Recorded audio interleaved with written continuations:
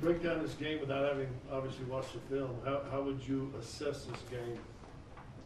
I would assess it as a win, which is always most important. And obviously the transition defense left a lot to be desired. They were just running on us just over and over and over again. Makes, misses, turnovers, and that was the number one point of emphasis this afternoon when we spoke about this team. And so we did a poor job in that area, but we hold that team to 40% from the field, I think 105 points.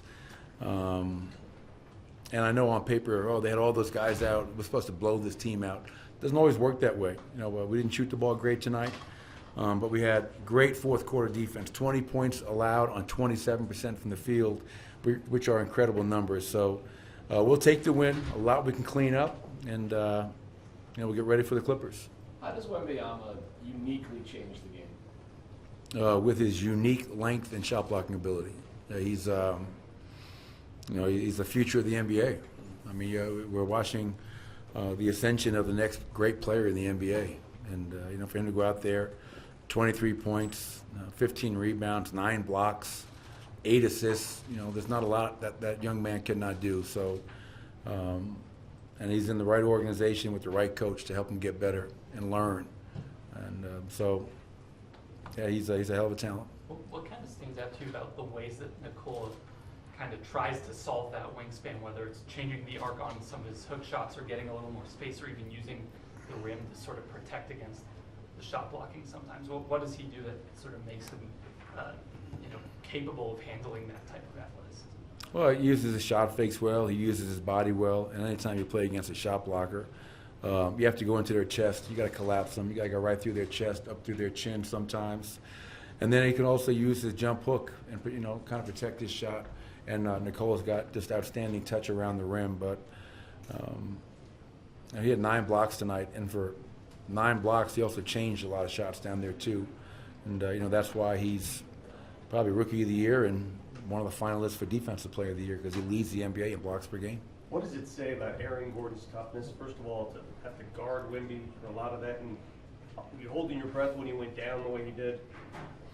Yeah, I mean, we all know that Aaron's a tough dude. I mean, but that's his job for us. He's got to go out there, and he just got one of our defensive players of the game, and he's got to go out there and keep possessions and guard a guy like Wembanyama and lock him up and use his physicality and his length and his toughness. But Aaron's a warrior, man. 23 and 7 tonight, 4 assists, made some big plays, and I felt that group to start the fourth quarter was outstanding. They got us off to a really good start. Felt like we had built a little bit of a cushion, and they got right back in the game. And but I thought Aaron, as our backup 5 in the fourth quarter, that group provided a little bit of a cushion for us. There's a lot of, I'm trying to make sense of the rebounding. There's a lot of shots available in this one. MPJ's got 16. You give up 16 second chance points on 16 offensive rebounds. So the points per possession isn't great, but it's not terrible. How would you assess the rebounding tonight? Well, I mean, on paper, we have a -7 rebound margin, which is what you never want. And to your point, Matt, they had 15 second chance. And I think going into tonight, we were 16-4 since the All-Star break and the number 6 defense. But the rebounding has been a real issue, as we've talked about quite a bit. I think if you ask me what are the 3 major concerns that you have in the last 21 games now, it would be the defense has been outstanding, the offense has been incredible, but we have done a poor job in terms of getting back in transition at times, but the rebounding and the paint, those are 2 areas that we have to try to shore up in our last, 5 games left now, or 6 games left?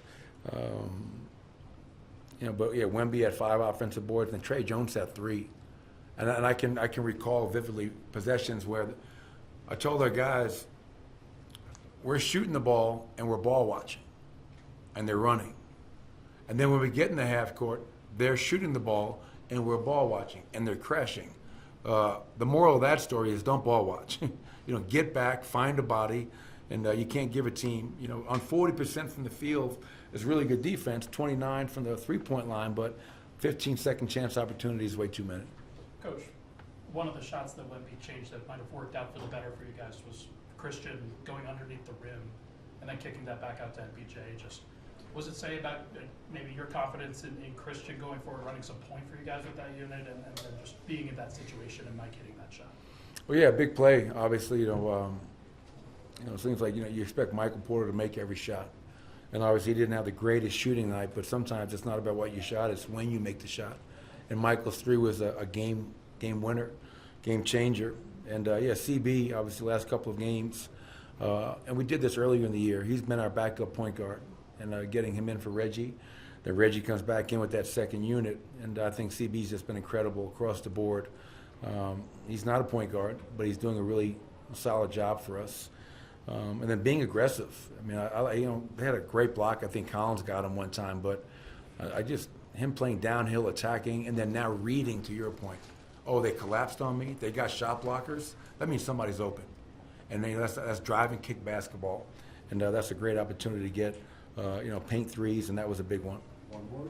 Michael, a few games back, you said that Reggie and Christian, they're playoff guys. It kind of sounded like maybe a challenge a little bit. What have you seen from the guys not included in that list since you made that comment?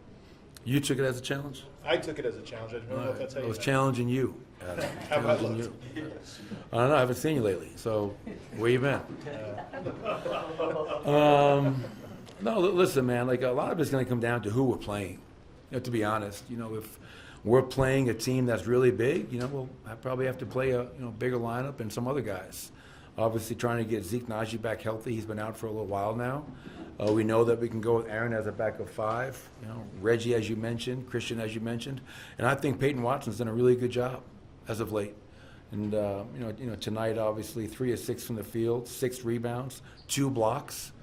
That's a really good night for Peyton Watson. I thought he played really well in the Cleveland game on both ends of the floor. So, and obviously, it would be really helpful to his development if he can get substantial playoff minutes.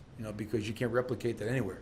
Regular season, whatever it is. So, but there's a lot of guys that we can throw into games, and obviously Christian, Reggie, Peyton, Zeke, DJ, whoever the game calls upon, those guys will all be ready. I have no doubt about that.